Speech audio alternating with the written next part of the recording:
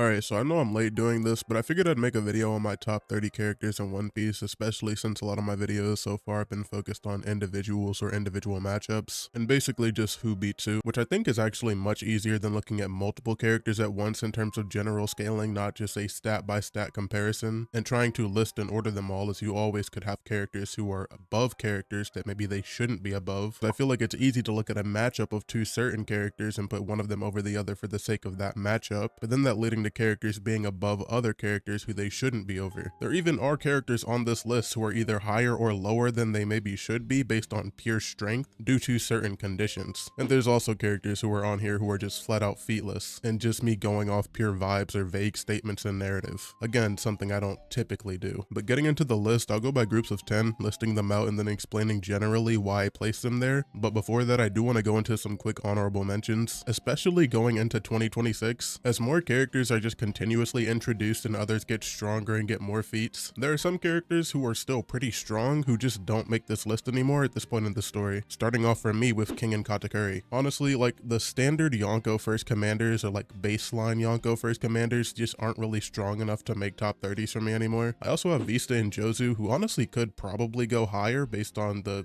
few feats that we have if those were consistent, but we just haven't seen enough from them in my opinion, and it doesn't seem like they're ever going to be that relevant again anyways. And finally, I have Gion and Tokikake, who if you didn't know were the two Admiral candidates before of course Green Bull and Fujitora were chosen. So they should be just like vaguely relative to the Admiral level, I imagine, who again probably could make the list, but just going off of that fact alone of just vague relativity to the Admiral level just isn't really enough for me. But going into the actual list, the first group of 10 at 30, I have the Holy Knights. At 29, I have Sanji. 28, Zoro.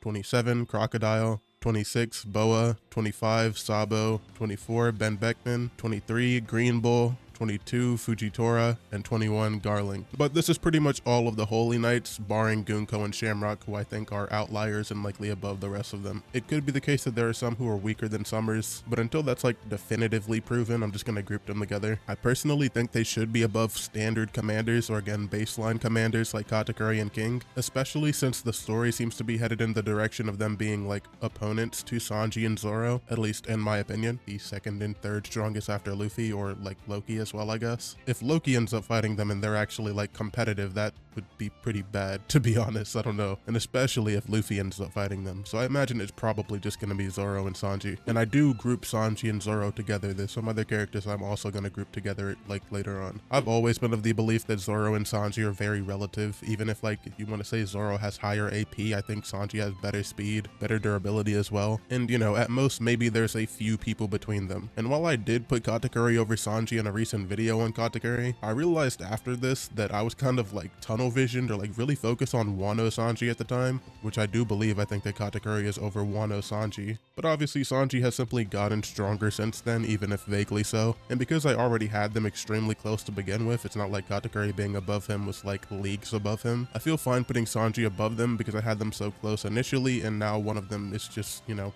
stronger. Katakuri is also probably stronger, but we haven't seen that, and so that's just how I feel right now. I also just don't really see a reason to put Zoro any higher. I think that obviously like Sanji can just upscale from Zoro to an extent, but Zoro just doesn't have any better feats than the people above him in my opinion, at least the ones who actually have feats. And again, like him being right next to Sanji just makes sense. There's literally a recent statement that just came out that again puts them like right next to each other essentially, if not equals. I don't think evenly matched means equals, because Zoro is also stated to be evenly matched against Rob Lucci, who he obviously is stronger than and beat. But again, a lot of people thought that Zoro was like leagues above Rob Lucci the same way they do with Sanji, but that's just not true. They're still relative. And Sanji is now evenly matched with a stronger Zoro than the one who fought Rob Lucci. Now, the next two characters are just like horribly featless, and the feats that Crocodile and Boa do have are just ridiculously arbitrary. But to be completely honest, part of the reason that I put them here is because of their bounties. Now, you know, bounty scaling, I know. But not only are they above Zoro and Sanji a decent bit when it comes to their bounties, but they're revealed in like the very next chapter after Zoro and Sanji. And at some point in time, mainly after Wano, I do feel that Oda started to use them as a way to portray strength, especially due to cross-guild bounties. There's some other stuff that you can argue for Boa and Blackbeard, like her having comparable speed to him due to the fact that he needed a plan for her. He didn't confront her outright out of caution. If he was genuinely like way faster than her and could could just speed blitz her entirely, then he wouldn't need a plan. He could just fight her head on and blitz her.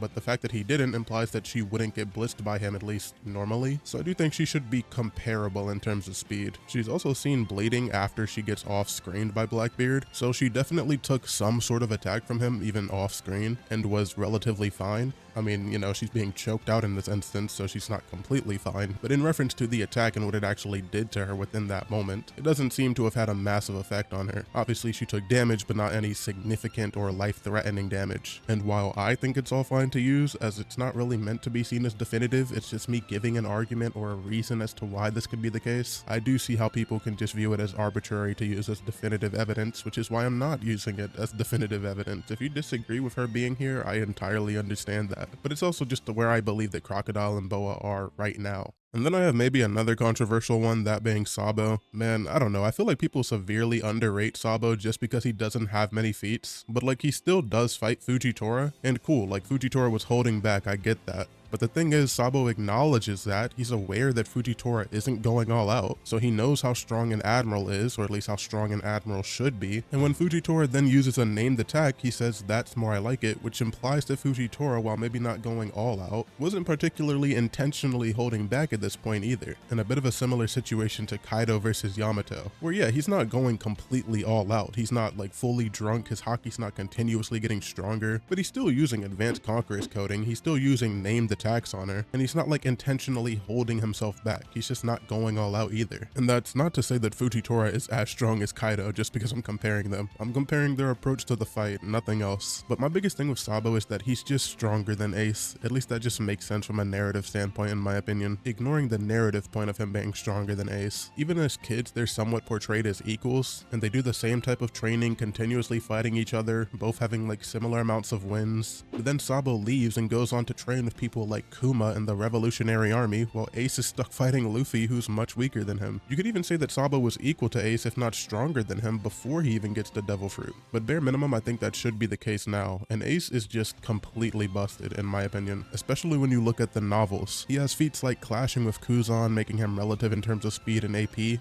while he was literally starved and in Sea Prism handcuffs for several days, probably not even close to like 50 or even 40% of his strength. But even that's nothing compared to what he does in the novels, where he's fighting an old healthy Whitebeard. This Whitebeard would be drastically stronger than the version of Whitebeard that was fighting Akainu in Marineford. And again, yes, he is not going all out, but that is also just kind of the narrative. Ace wasn't strong enough to make Whitebeard try or put in any effort until Whitebeard did, and he was forced into using his Devil Fruit because Ace was that strong. Whitebeard, again, couldn't like intentionally hold back anymore, but he also wasn't just gonna go all out on him. So I think it's fair to put this again in a similar vein to Kaido. Not going all out, but not necessarily intentionally holding back either. This is Ace after an attack that should be flat out stronger than the ones that were hitting Akainu. And even if you want to say, oh well, he was trying really hard against Akainu, he was enraged even, well then you could just match that by the fact that he is significantly weakened in Marineford. And you could just meet in the middle and say, okay, well they're the same strength. That's still very impressive for Ace. He's knocking Whitebeard's blade out of his hands, which both Yamato and Zoro couldn't do to Kaido, for example, who should be comparable to this Whitebeard in terms of strength. But for this to even happen, Ace would have to not only match Whitebeard's force, but also overwhelm it. Doing that to a serious Whitebeard to any extent whatsoever is a better feat than Zoro or Sanji have ever shown. And so I do just scale Sabo from that. And you can argue about the canonicity of the novel, but I don't see a point in that. There is no actual good argument for it not being canon. It's supervised by Oda, it's officially published by Jump, it's mentioned in magazines like the Law novel, which is also canon. These novels are as valid, if not more valid, than Viva cards, which are also valid. I also don't understand how the same people who will downplay Sabo because he's featless or doesn't have certain feats will then turn around and put Dragon in top 5. Like, what are we talking about? They're literally in the same boat. Yeah, Dragon has a higher narrative, no doubt, but still, like, how does that even work? But then I have Ben Databookman, aka Ben Beckman, and genuinely I want to argue that he's higher than this, and I feel that he kinda should be, but he just like has genuinely nothing. I do think that his narrative alone kind of pulls him up, but the only thing saving him is his databook statements, and narrative to an extent, but mainly the statements. But even these, like, I mean, I feel like people kind of just glaze these, to be honest. It's not even like Sabo, where, you know, chances are Sabo may end up fighting someone like Akainu or even Shamrock. Ben Beckman's highest narrative who he might fight is literally Shiryu. Maybe Zoro, which is pretty good, but it depends on when that happens in the story. Even these statements, yeah, he's threatening Kizaru. Kizaru will act like anything that walks is threatening to him. Oh yeah, his haki might exceed even an Admiral. Like the Admirals have amazing haki or something. They have advanced armament at most. Great, Ben Beckman's haki can match a scabbard. Like these are just vague gas statements that aren't even that good. I feel like people give him way too much leniency and generosity and place him like above certain characters for literally no reason. Or I guess like just pure vibes. But when I think about vibe scaling, like someone like Dragon for example, I think about who he's likely to fight. Like what can you interpret about his narrative? What is he likely to do?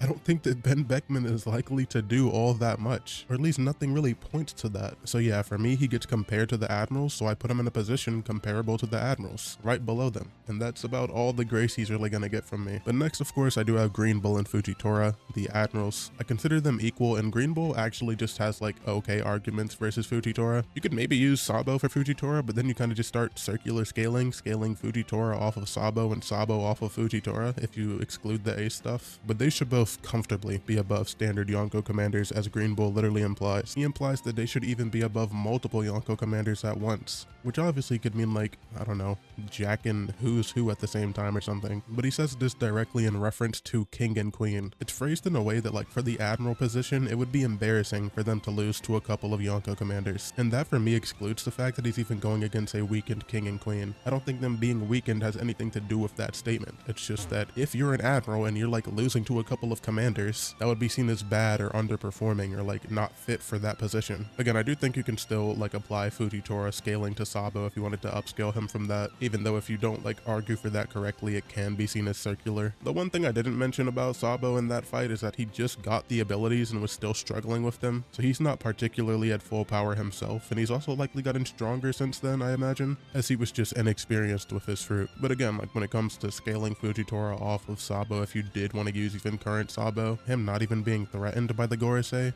when one of them alone was enough to completely put someone like Sanji out of commission. He also tanked an attack from Imu, and I feel like people just gloss over that like way too easily. I don't care how casual of an attack you think that was, that's Big Moo we're talking about. But yeah, Fujitora being above Sabo is just pretty solid for him and decent upscaling. The reason that Green Bull and Fujitora don't go any higher for me is because they have no obvious narrative that would like push them higher. They're not like particularly set up to fight anybody specific yet, and the Admiral tax alone is just not enough to carry them any higher for me. But then last I have Garling. I think Garling gets extremely downplayed at this point. He objectively caused Rock some level of difficulty and some level of damage, and people mention him fighting with Rox's family, but these are just featless demons. Like, I'm sorry, I don't think that if you suddenly turned Vivi into a demon, she's suddenly putting paws on rocks. I still think this is just heavily attributed to Garling. And even if it was like the fact that he got help, that he did damage, like, do you not think that he's the strongest person there anyways? So he would just upscale from whatever they do? And he does this against a older and likely stronger version of Rox than the one who fights an Admiral when he's a rookie. Add on the fact that Garling doesn't get weaker in his old age and should in fact be stronger now, and I think him being above the lower Admirals just makes sense. Not the best arguments in the world for him, but he doesn't have a lot to go off of either, and he should just be a pretty strong character. But moving on to the next group of characters, this one I definitely also have some controversial placements in.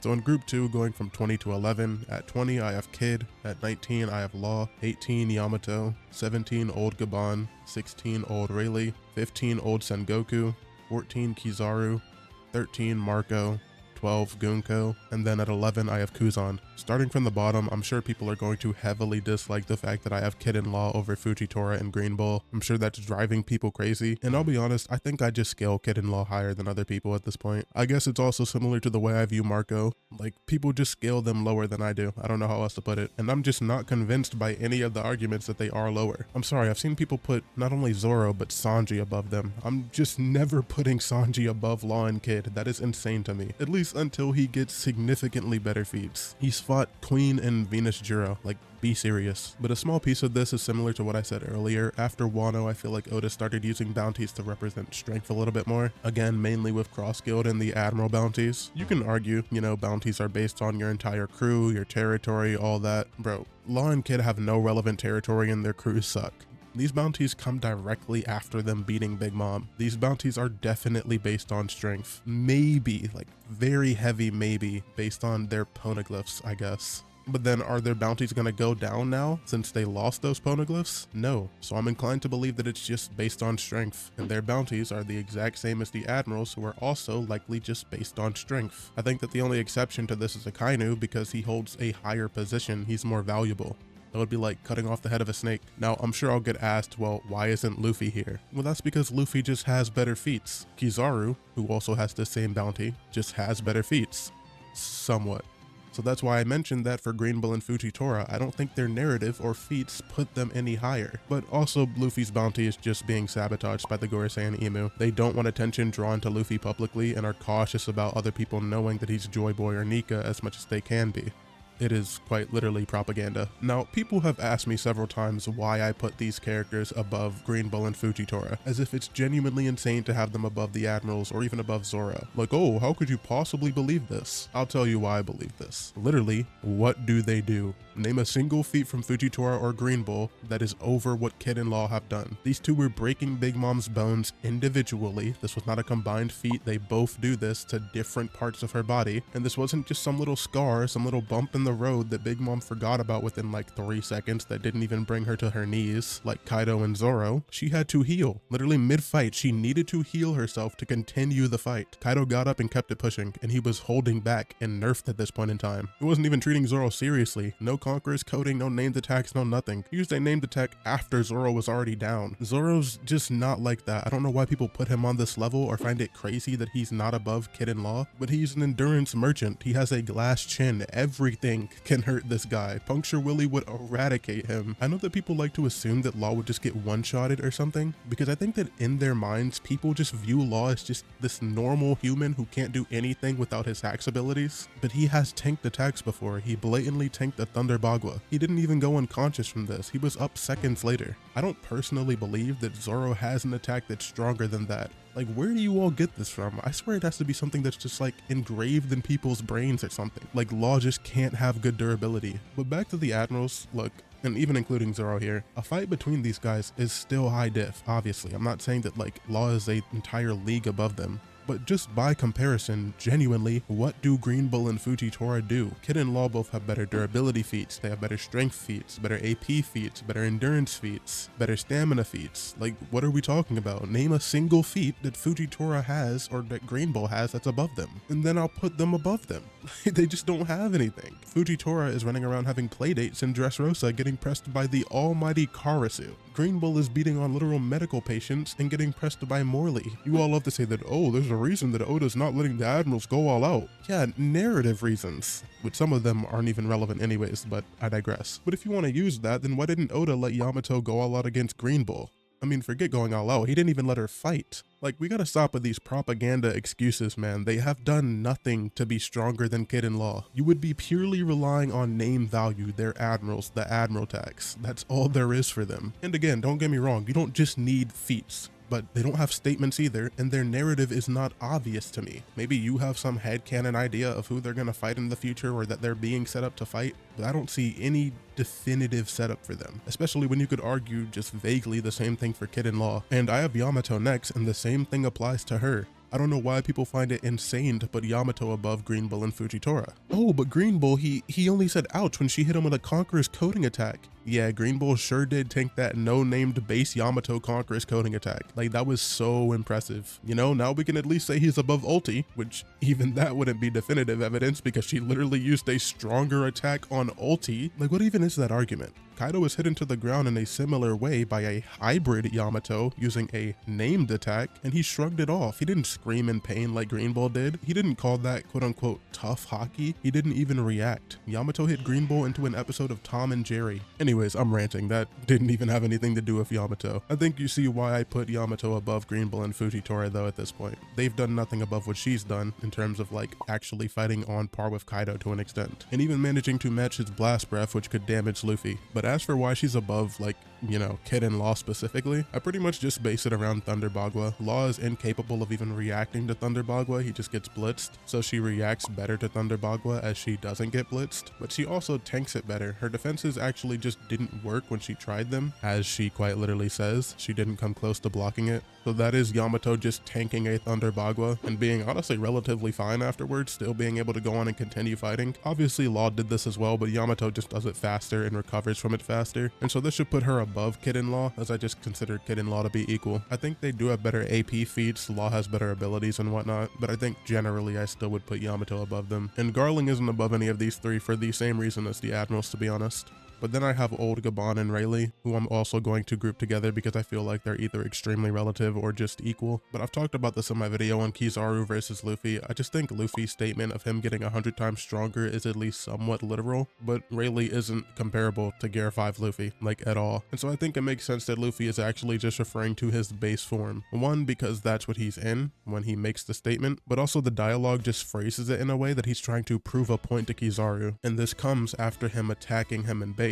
So why would he refer to his Gear 5 self when that's not what he's demonstrating within that moment? I feel like the statement coincides with the scene, if that makes sense. But one thing that I didn't mention in that video is that looking at the sound effect here when they initially clash, this is the same sound effect used in other clashes or other, examples of impact to indicate a character's bones cracking, even if slightly. And this is again a base Luffy doing this to Kizaru. Just putting that out there. But again, if you want a far more detailed breakdown of how I feel about Rayleigh, base Luffy, and Kizaru and how they compare, I have an entire video on that. And I haven't talked about Gaban a lot himself, but I just upscale him based on Rayleigh. But pretty much I just have base Luffy on the same level as Rayleigh. And this is another talking point I had in the Kizaru video. But base Luffy is just very strong and underrated in my opinion. He just surpasses everybody who even touched the rooftop before him, which would include Yamato, who's below these characters, of course. So I put them above Yamato. Then I have Sengoku, who's a bit strange to scale in my opinion, just because he is similar to Ben Beckman in that he relies on a lot of statements that are kind of arbitrary. All he really does in terms of feats is fight Blackbeard during Marineford. Everything else about this guy is just, again, arbitrary. But pretty much the reason that I put him here is because I would also put Prime Sengoku directly above Prime Rayleigh and Prime Gaban. And so I think in old age, that's just going to continue to be the case. Again, not really much to say about Sengoku. He doesn't have many feats, so there's not really too much to go off of. And I just do not think that he's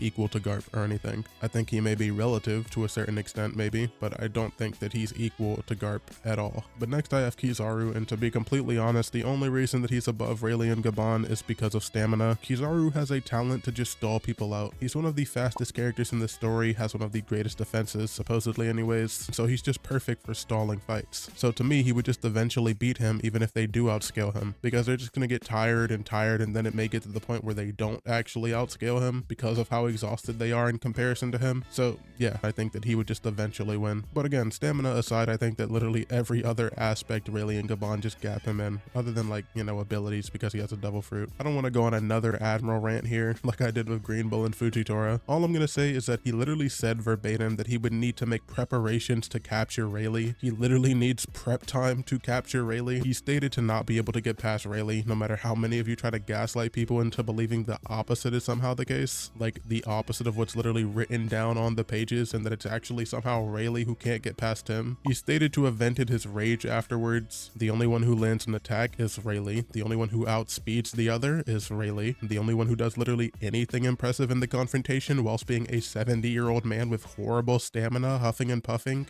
is Rayleigh, which again people somehow try to spin as being a bad thing for him. That doesn't help the point. Then you just have Kizaru failing to get past an exhausted and out of breath Rayleigh.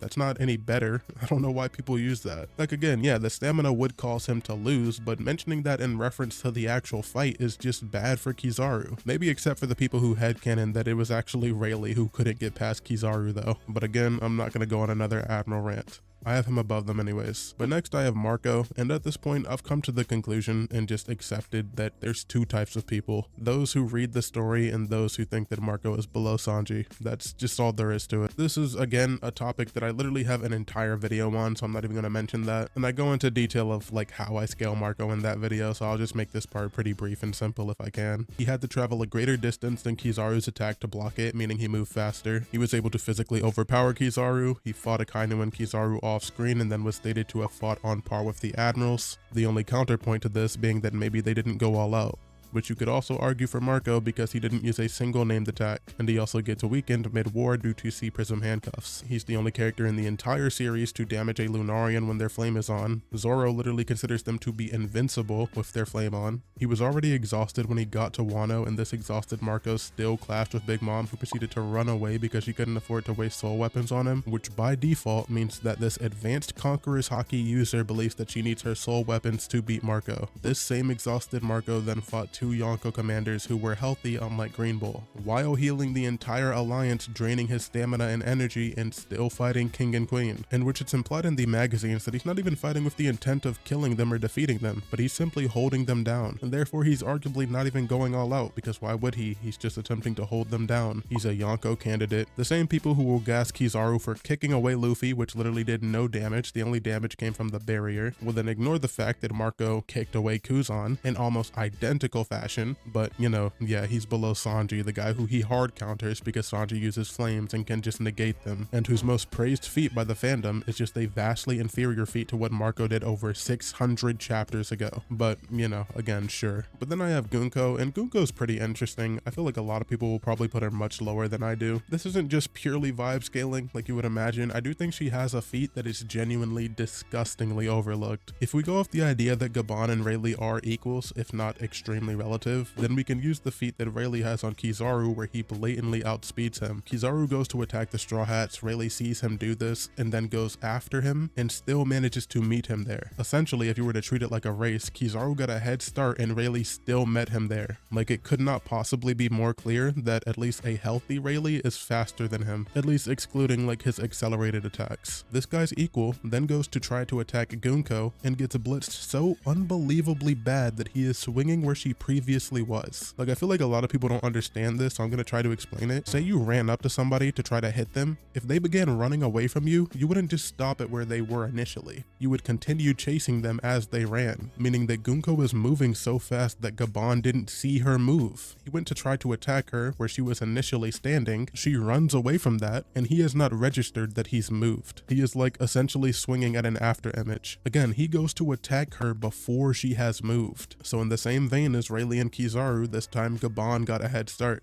This is unironically one of the best speed feats in the entire series, and I've seen no one mention this even once. It does help that she just doesn't seem to fear Gaban in the slightest. Now, usually that wouldn't matter. A character not being scared of another character doesn't mean they're inherently stronger, but this is directly contrasted by Summers, who is literally shaking in his boots when it comes to Gaban. Like, this guy gives him nightmares or something. That happening between 2 characters in the same arc who are in the same group within a small span of chapters just can't be unintentional to me. Summers is clearly scared of Gaban and Goonko just isn't. And you could usually use like a whole, you know, maybe this character's just cocky type of thing, but all of the Holy Knights are cocky. Despite that, Summers still definitely fears Gaban while Goonko doesn't. Again, is this definitive evidence? Absolutely not, but I think it's at least worth arguing for, or at least using as a reason for her being here, along with the fact that she does just speed blitz this same guy. Obviously, AP durability is another question. I mean, durability doesn't really matter, but at least AP is a different question. But she also does have the advantage of being the main antagonist in the current arc in one way or another. Obviously, she won't upscale from any hockey feats or any abilities that Imu has, but from a physical standpoint, if she's engaging with like hand-to-hand combat against Luffy or Loki, whoever, that should still apply to Goonko, because it's not like Rocks where she's inherently being amped physically, at least to our knowledge. Even when that happens to Saturn doesn't really have any incredible feats that would have been performed by Imu. He actually just gets blitzed by Rocks. So we haven't really seen anything so far that would inherently suggest that Goonko is being amped or that Saturn is being amped when that happens to him either. But then lastly, I have Kuzon, and I think Kuzon is here pretty solidly. None of the people below him have any reason to be above him, and his relativity to old Garp and Akainu is greater than anything I think you could argue for the people below him. He clearly fought relative to Garp to some extent, even if he did need help. But even with that help, he was unable to actually kill Garp despite thinking he did. And the same reasons for Kuzon being mentally nerfed can also be argued for Garp.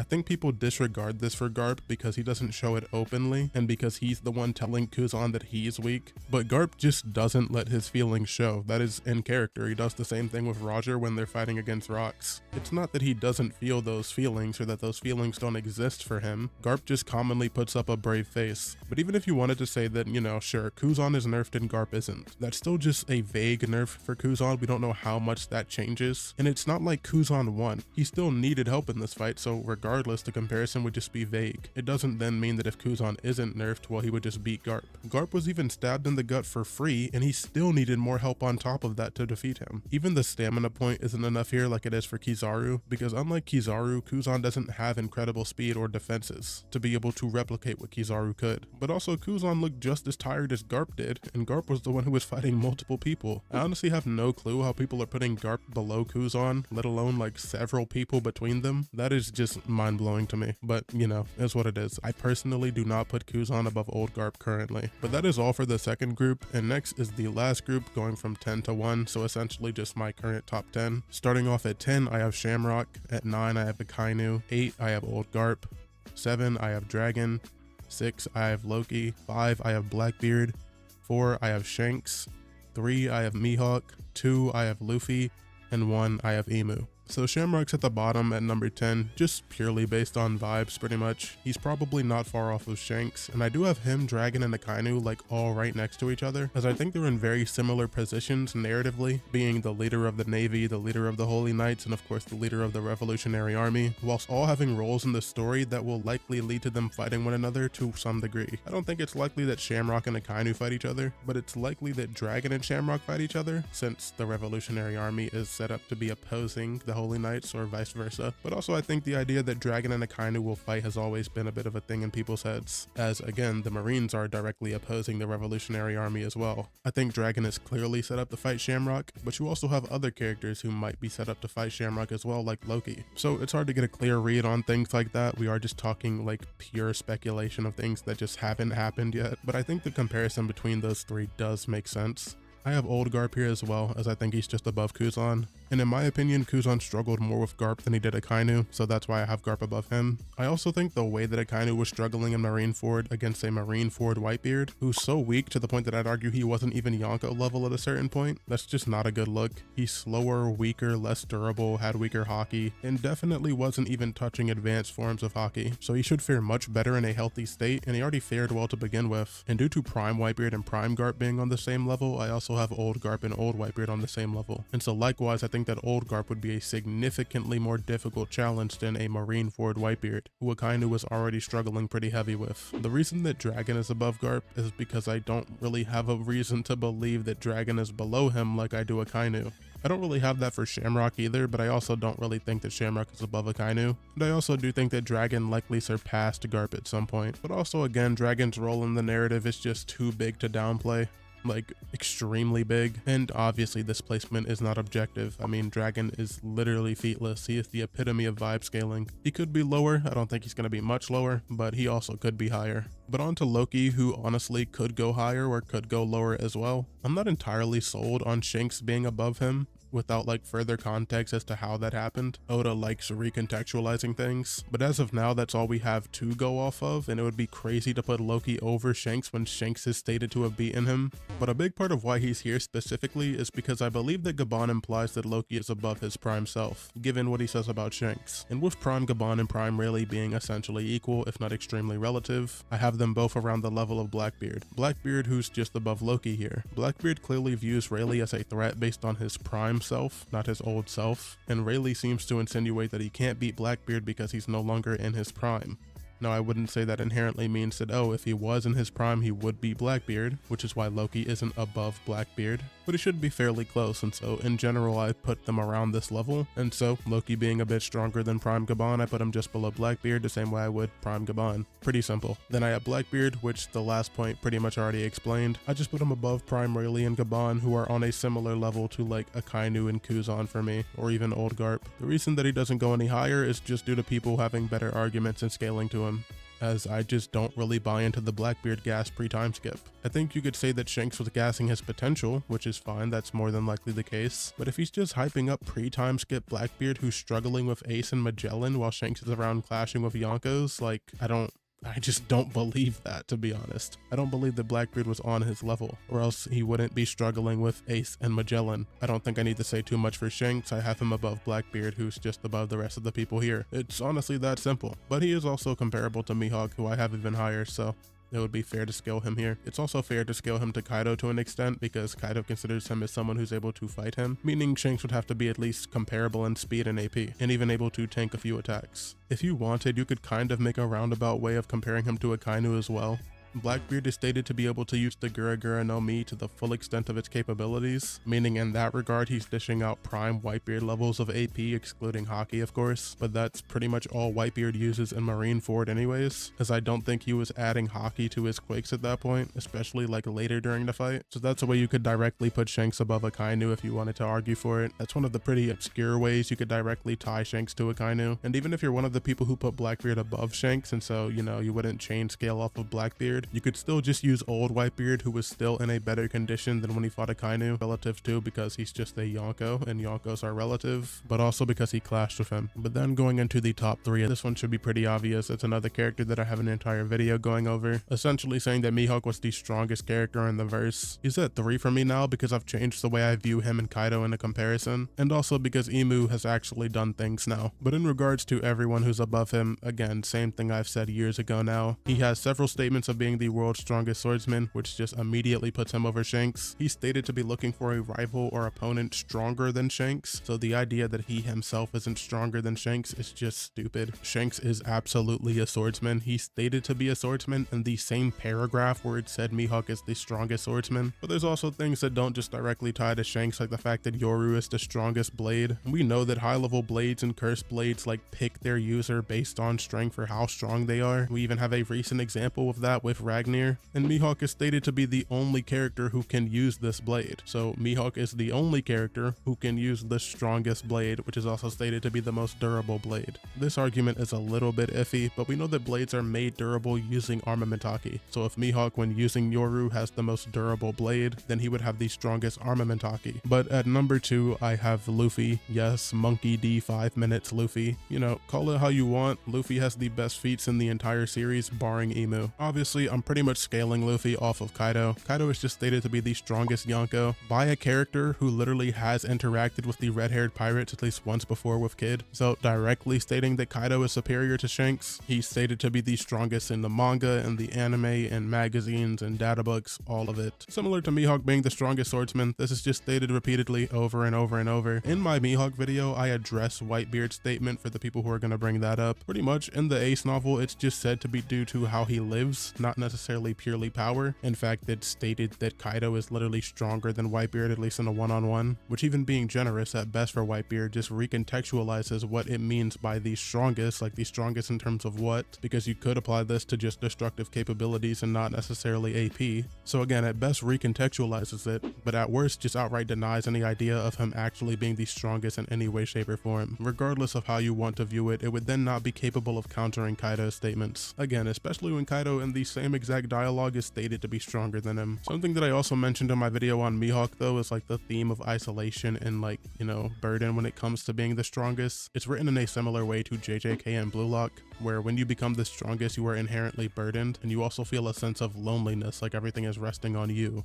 That's not directly the case of Mihawk, because in the case of like Gojo or Isagi and how it's presented recently in Blue Lock, they have like a team or people who depend on them. No one really depends on Mihawk, he just literally is lonely and isolated, but it still does fit that theme of loneliness and isolation when it comes to being the strongest regardless, which is something I didn't really mention in that video for Kaido, because despite having a crew and people around him, he does experience that same feeling of isolation and loneliness, and, you know, like sitting at the top. In fact, I'm surprised that I even made that video without like thinking about Kaido back then, because his experience with it is far more prominent than Mihawk, just because we have more screen time of him and more of his characterization. But, you know, you get the point. I think that Kaido's probably just stronger than Mihawk currently, and I think this that Luffy obviously outscales Kaido. It's funny because Luffy is the direct opposite of this theme, but to be fair, that applies to Luffy, like base Luffy or like using his gears and whatnot. That doesn't really apply to Luffy after he becomes a literal god. And I do just have Luffy above Kaido, of course. I know there's some people who genuinely refuse to put Luffy above Kaido. I've gone over this point a lot before, like even back when like it first happened and people were bringing it up after Luffy defeated Kaido. The idea that Kaido was still stronger than him when he's at full power or whatever. I don't know how anyone genuinely believes that Kaido was more fatigued and exhausted than Luffy was. He fought a bunch of fodder characters who literally were nothing to him, which he essentially states, and held up the island while fighting Luffy. Luffy, on the other hand, if you look at it from Luffy's perspective, he fought 2 Yonkos, or aka fought Kaido twice. There's no way you think fighting 2 Yonkos is less than what Kaido went through.